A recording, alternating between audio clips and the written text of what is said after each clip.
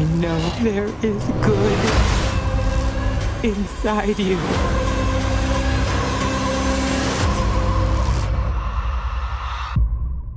Brightburn gets going right away. After a 10-minute setup of the characters and the setting, we are introduced to the main event, fake jump scares accompanied by Inception-like bassy noises.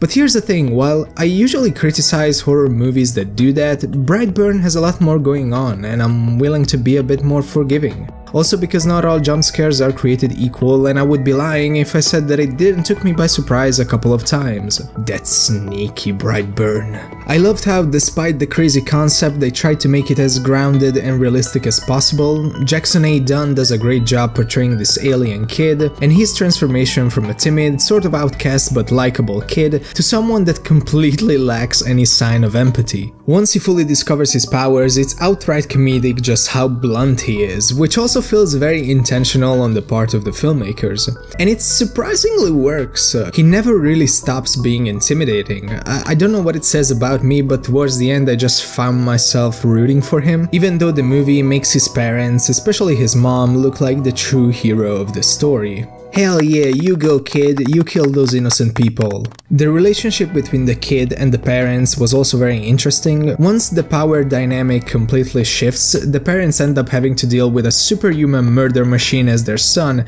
so obviously they go through a lot. Everything from denial to acceptance, and all of this was backed up by some pretty good acting. One thing I couldn't really get into was the music. Aside of a couple of scenes that uses popular songs effectively, the majority of the soundtrack was just cliché horror movie music. There were also those jump scare loud noises that ended up being more annoying than scary. I also have some minor nitpicks, some of the acting, some details not really making much sense, but nothing too bad. I won't get too much into spoilers, but I wanted to mention that there is one shot that is extremely gory, which was great. I just thought the movie could have used more of that. That one scene was more effective than anything else in the movie. If you're going to go all out, might as well make a couple of extra crazy gory visuals, at least to balance out the jump scare galore. Overall, I really enjoyed it despite its flaws, but it's still not my kinda horror movie.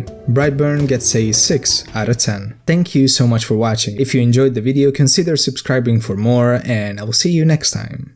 Cha-cha!